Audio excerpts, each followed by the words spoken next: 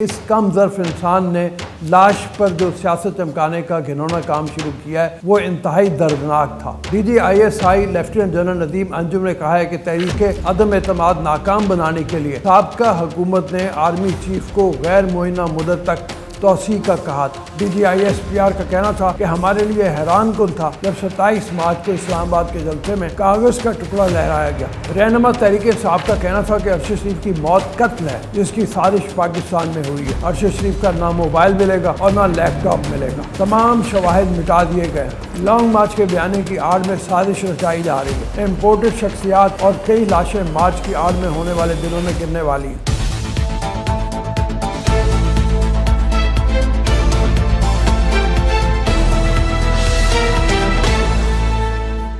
بسم اللہ الرحمن الرحیم، السلام علیکم، میں ہوں عبدالرؤف اور آپ دیکھ رہے ہیں باغی ٹی وی۔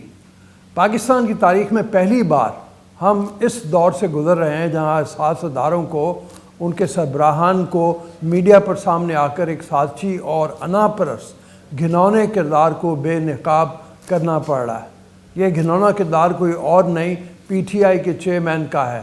اس کی وجہ یہ ہے کہ جس طرح کی سازشی تھیوریاں انہوں نے پچھلے دنوں اپنائی ہیں، جس طرح کی سازشی تھیوریاں وہ سامنے لے کے آئے ہیں، اس کے بعد ہم یہ کہہ سکتے ہیں کہ اس کم ظرف انسان نے لاش پر جو سیاست چمکانے کا گھنونا کام شروع کیا ہے ارشد شریف کی لاش پر، وہ انتہائی دردناک تھا، مگر اب یہ خطرناک مراحل میں داخل ہو چکا ہے۔ کچھ ایسے حقائق منظر عام پر آ چکے ہیں جہاں براہ راست تو نہیں مگر کہیں نہ کہیں روابط کی چہ میں گوئیاں عمران خان اور ان کی جماعت کے ساتھ کی جا رہی ہیں۔ اس حوالے سے فیصل وابڈہ جو کہ سینئر رہنما ہے PTI کے اور سابق سینیٹر ہیں، انہوں نے بھی اپنی جماعت پر اور اپنے چیئرمین پر ایک انڈائریکٹ چارج شیٹ دائر کر دی ہے، اور آج صبح DGISPR اور DGISI نے انتہائی فیصلہ کن پریس بریفنگ میں ہولناک انکشافات کیے ہیں۔ DGISI لیفٹیننٹ جنرل ندیم انجم نے کہا ہے کہ تحریک عدم اعتماد ناکام بنانے کے لیے سابقہ حکومت نے آرمی چیف کو غیر معینہ مدت تک توسیع کا کہا تھا۔ DGISPR کے ہمراہ پریس کانفرنس کرتے ہوئے DGISI لیفٹیننٹ جنرل ندیم انجم نے کہا، میری واضح پالیسی ہے کہ میری تشہیر نہ کی جائے۔ آج میں اپنی ذات کے لیے نہیں، اپنے ادارے کے لیے آیا ہوں۔ میرے ادارے کے جوانوں پر جھوٹی تہمات لگائی گئی، اس لیے آیا ہوں۔ یہ انہوں نے اس حوالے سے بھی کہا کہ جو ٹرینڈ چل رہے ہیں اس وقت سوشل میڈیا کے اوپر وہ انتہائی گمراہ کن ہے، اور ان گمراہ کن ٹرینڈز میں واضح طور پہ ہم یہ دیکھ سکتے ہیں کہ PTI کے ٹرولرز جو ہیں وہ ٹرول کر رہے ہیں، وہ کیمپین چلا رہے ہیں باقاعدہ، اور اس کیمپین کے نتیجے میں ملائن کر رہے ہیں وہ، اور کوشش کر رہے ہیں کہ جتنی بھی زیادہ نفرت پھیلائی جا سکے آرمی کے خلاف اور اداروں کے خلاف اس کو پھیلایا جائے۔ انہوں نے کہا کہ ارشد شریف یہاں تھے تو ان کا ادارے سے رابطہ بھی تھا، جب وہ باہر گئے تب بھی انہوں نے رابطہ رکھا۔ ارشد شریف واپس آنے کی خواہش رکھتے تھے، ان کی زندگی کو پاکستان میں کوئی خطرہ نہیں تھا۔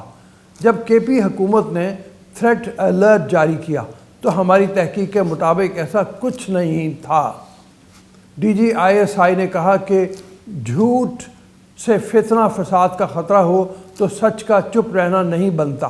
میں اپنے ادارے اور جوانوں اور شہداء کا دفاع کرنے کے لیے سچ بولوں گا۔ انہوں نے کہا ہمارے شہیدوں کا مذاق بنایا گیا، اس میں دو رائے نہیں کہ کسی کو میر جعفر، میر صادق کہنے کی مذمت کرنی چاہیے۔ بغیر شواہد کے الزامات کی جتنی مذمت کی جائے وہ کم ہے۔ DGISI کا کہنا تھا کہ نیوٹرل اور جانور کہنا اس لیے نہیں ٹھیک کہ ہم نے کوئی غداری نہیں کی ہے، یہ سب اس لیے کہا جا رہا ہے کیونکہ ہم نے کوئی غیر قانونی کام کرنے سے انکار کیا ہے۔ غیر قانونی کام سے انکار فرد واحد یا صرف آرمی چیف کا فیصلہ نہیں، پورے ادارے کا تھا۔ لیفٹیننٹ جنرل ندیم انجم نے مزید کہا کہ بالخصوص اس سال مارچ سے ہم پر بہت پریشر ہے۔ ہم نے فیصلہ کیا ہوا ہے خود کو آئینی کردار تک محدود رکھا ہے۔ جنرل باجوہ چاہتے تو اپنے آخری 6-7 مہینے سکون سے گزار سکتے تھے، لیکن جنرل باجوہ نے فیصلہ ملک اور ادارے کے حق میں کیا۔ جنرل باجوہ اور ان کے بچوں پر غلیظ تنقید کی گئی۔ DGISI نے کہا کہ آرمی چیف کو ان کی مدت ملازمت میں غیر معینہ مدت کی توسیع کی پیشکش کی گئی۔ آرمی چیف نے مدت ملازمت میں توسیع کی پیشکش کو ٹھکرا دیا۔ یہ ایک بہت پرکشش پیشکش تھی۔ انہوں نے کہا کہ اگر آپ کا سپہ سالار غدار ہے تو ماضی قریب میں ان کی تعریفوں کے پل کیوں باندھتے تھے؟ اگر آپ کی نظر میں یہ سپہ سالار غدار ہے تو اس کی ملازمت میں توسیع کیوں دینا چاہتے تھے؟ اگر آپ کا سپہ سالار غدار ہے تو آج بھی چھپ کر اسے کیوں ملتے ہیں؟ ایک سوال کے جواب میں ڈی جی آئی ایس آئی کا کہنا تھا کہ اس وقت جو حکومت وقت تھی جو توسیع کو قانونی طور پر اس وقت دینے کے مجاز تھے، انہوں نے یہ پیشکش دی۔ اس وقت یہ پیشکش اس لیے کی گئی کہ تحریک عدم اعتماد اپنے عروج پر تھی۔ لیفٹیننٹ جنرل ندیم انجم نے کہا کہ ہمارا محاسبہ ضرور کریں لیکن ایک پیمانہ رکھیں کہ میں ملک کے لیے درست کام کر رہا ہوں یا نہیں۔ ان کا کہنا تھا مارچ 2021 کے بعد کسی الیکشن میں فوج یا آئی ایس آئی کی مداخلت کا ثبوت ہے تو دکھائیں، سامنے لائیں۔ جب ڈی جی آئی ایس آئی بنا تو مجھ سے پوچھا گیا کہ پاکستان کا نمبر ایک مسئلہ ہے کیا؟ میں نے کہا معاشی مسائل۔ جس نے مجھ سے پوچھا تھا اس کے نزدیک پاکستان کا نمبر 1 مسئلہ حزب اختلاف تھی۔ ڈی جی آئی ایس آئی نے کہا کہ تحریک عدم اعتماد ناکام بنانے کے لیے سابقہ حکومت نے آرمی چیف کو غیر معینہ مدت تک توسیع کا کہا تھا۔ انہوں نے مزید کہا کہ پاکستان کو بیرونی خطرات یا عدم تحفظ سے خطرہ نہیں ہے۔ پاکستان کا دفاع اس لیے مضبوط ہے کہ اس کی ذمہ داری 22 کروڑ عوام نے لی ہے۔ لیفٹیننٹ جنرل ندیم انجم کا کہنا تھا کہ جب آپ نفرت اور تقسیم کی سیاست کرتے ہیں تو اس سے ملک میں عدم استحکام آتا ہے۔ پاکستان نفرت کی وجہ سے 2 ٹکڑے ہوا۔ ڈی جی آئی ایس آئی نے کہا کہ ادارے کے غیر سیاسی رہنے پر بہت دن بحث ہوئی، پھر یہ فیصلہ کیا گیا کہ ہمیں غیر جانبدار رہنا ہے۔ ان کا کہنا تھا کہ پاکستان کے آئین میں ایک حق احتجاج کرنے کا بھی ہے۔ ہمیں کسی کے احتجاج، لانگ مارچ یا دھرنے پر اعتراض نہیں۔ جب زیادہ لوگ اکٹھے ہوں تو خطرہ ہوتا ہے۔ ہمارا فرض ہے کہ ہم سیکیورٹی دیں، ہم باتیں نہیں کرتے، کام کرتے ہیں۔ اس موقع پر بات کرتے ہوئے D G I S P R lieutenant general Babar Iftikhar نے کہا ہے کہ سائفر پر ڈرامائی انداز میں بیانیہ دینے کی کوشش کی گئی اور افواہیں اور جھوٹی خبریں پھیلائی گئیں جس کا مقصد سیاسی فائدہ اٹھانا تھا۔ راولپنڈی میں میڈیا بریفنگ کے دوران لیفٹیننٹ جنرل بابر افتخار نے کہا کہ سائفر کا معاملہ سامنے لایا گیا تو ارشد شریف نے متعدد پروگرام کیے۔ اس حوالے سے اس وقت کے وزیر اعظم سے ملاقات اور کئی انٹرویوز کیے۔ یہ بات بھی کی گئی کہ ارشد شریف کو مختلف میٹنگز کے منٹس اور سائفر بھی دکھایا گیا۔ انہوں نے کہا کہ سائفر اور ارشد شریف کی وفات سے جڑے حقائق تک پہنچنا ضروری ہے۔ اس سلسلے میں ابہام پیدا ہوا ہے، جبکہ سائفر کے معاملے میں آرمی چیف نے 11 مارچ کو اس وقت کے وزیر اعظم یعنی عمران خان سے کامرہ میں تذکرہ کیا تھا۔ اس وقت وزیر اعظم نے کہا کہ یہ کوئی بڑی بات نہیں۔ D G I S P R کا کہنا تھا کہ ہمارے لیے حیران کن تھا جب 27 مارچ کو اسلام آباد کے جلسے میں کاغذ کا ٹکڑا لہرایا گیا اور ڈرامائی انداز میں ایسا بیانیہ دینے کی کوشش کی گئی جس کا حقیقت سے دور تک کوئی واسطہ نہیں تھا۔ سائفر سے متعلق حقائق منظر عام پر آ چکے ہیں، جس نے کھوکھلی اور من گھڑت کہانی کو بے نقاب کر دیا کہ کیسے سفیر کی رائے کو ایک مقصد کے لیے استعمال کیا گیا۔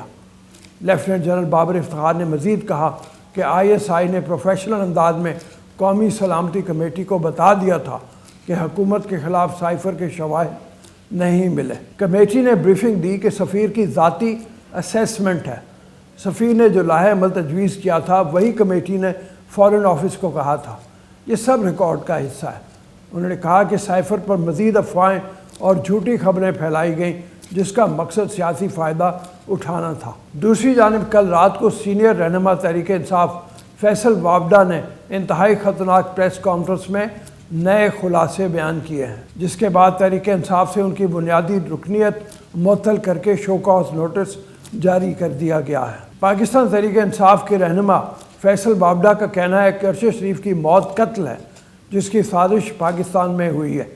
لانگ مارچ میں خون ہی خون، جنازے ہی جنازے نظر آ رہے ہیں۔ امپورٹڈ شخصیات اور کئی لاشیں مارچ کی آڑ میں ہونے والے دنوں میں گرنے والی ہیں۔ اسلام آباد میں پریس کانفرنس کرتے ہوئے فیصل وابڈا کا کہنا تھا کہ ارشد شریف کو سازشیوں نے ڈرایا اور مجبور کیا کہ ملک سے چلے جاؤ۔ دبئی سے ارشد شریف کو زبردستی نکالے جانے کی بات درست نہیں ہے۔ میرے خیال میں ارشد شریف کی موت کوئی حادثہ نہیں تھا۔ ان کے خیال کے مطابق ارشد شریف کو گاڑی کے اندر سے مارا گیا۔ انہیں صرف 2 گولیاں لگیں۔ ارشد شریف کو سینے اور سر پر جو 2 گولیاں لگیں وہ لانگ رینج سے نہیں چلائی گئیں، جو 2 گولیاں لگیں وہ انتہائی قریب سے چلائی گئیں۔ رہنما تحریک انصاف کا کہنا تھا کہ ارشد شریف کی موت قتل ہے جس کی سازش پاکستان میں ہوئی ہے۔ ارشد شریف کا نہ موبائل ملے گا اور نہ لیپ ٹاپ ملے گا، تمام شواہد مٹا دیے گئے ہیں۔ کہا گیا کہ ارشد شریف لندن چلا گیا، لیکن وہ لندن نہیں گیا۔ ارشد شریف کے لیے کینیا کے انتخاب کے پیچھے وہ لوگ ہیں جو ملک توڑنا چاہتے ہیں۔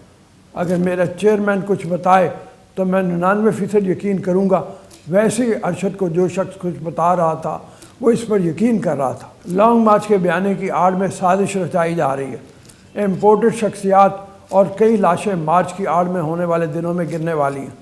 عوام ہر چیز پر لبیک کہیں لیکن کسی اور کے لیے بے گناہ موت نہ مرے۔ پرامن احتجاج کی آڑ میں بہت سارا خون بہتا دیکھ رہا ہوں۔ ان کا کہنا تھا میں آخری دنوں تک ارشد شریف سے رابطے میں تھا، موبائل فون کے فرینزک کے لیے تیار ہوں۔ ارشد شریف کو پاکستان میں کہیں سے کوئی خطرہ نہیں تھا۔ ارشد شریف اسٹیبلشمنٹ کے ساتھ ان کا تعلق جو تھا وہ پازیٹیو تعلق تھا، اور ان کا کہنا تھا فیصل بابڈا کا کہ میں نے ویڈیو بنا کر نام دے دیے ہیں، ویڈیو میں جن لوگوں کے نام بتائے مجھے کچھ ہوا تو لوگ بھی نہیں بچیں گے، وہ جنہوں نے سازش کی ہے۔ چیئرمین پاکستان تحریک انصاف عمران خان کا کہنا ہے یہ عام احتجاج نہیں، بہت اوپر کا معاملہ ہے، اب ہم ہومیوپیتھک نہیں ایلوپیتھک سخت علاج کریں گے۔ آزادی مارچ شروع ہونے سے انتخابی مہم کی ضرورت نہیں پڑے گی۔ ذرائع کے مطابق لاہور میں پارٹی کے پارلیمانی اجلاس سے خطاب کرتے ہوئے عمران خان کا کہنا تھا کہ نیوٹرل کی پشت پناہی اور الیکشن کمیشن کی حمایت کے باوجود ہم نے ضمنی الیکشن جیتے۔ اس معاملے پر کسی بھی فورم پر بلا لیا جائے تمام تفصیلات سامنے لے آؤں گا۔ ایک اخبار کو دیے گئے انٹرویو میں عمران خان نے کہا کہ اسلام آباد کی طرف لانگ مارچ پرامن ہوگا اور مارچ کے اسلام آباد پہنچنے پر تعداد ظاہر کر دے گی کہ پاکستانی قبل از وقت انتخابات چاہتے ہیں۔ دنیا کو بتانے کی ضرورت ہے کہ پاکستان بنانا ریپبلک نہیں۔ یہاں پہ بات کرتے ہوئے عمران خان نے دوبارہ اداروں کے اوپر بہتان تراشی کی اور انہوں نے یہ کہا کہ یہ جو ادارے ہیں یہ رجیم چینج نہیں ہونے دیں گے، دوسری صورت میں عوامی مینڈیٹ کی اہمیت ہمیشہ کے لیے ختم ہو جائے گی۔ رجیم چینج سے مراد ان کی یہاں پہ شاید یہ ہے کہ اس حکومت کو تبدیل کیا جائے اور عمران خان کی حکومت کو واپس لایا جائے۔ جیسے کہ ہم نے شروع میں آج اپنے ولاگ میں بتایا کہ D G I S I اور D G I S P R نے بڑا کلیئرلی آج عمران خان کے ایجنڈے کو بے نقاب کیا ہے۔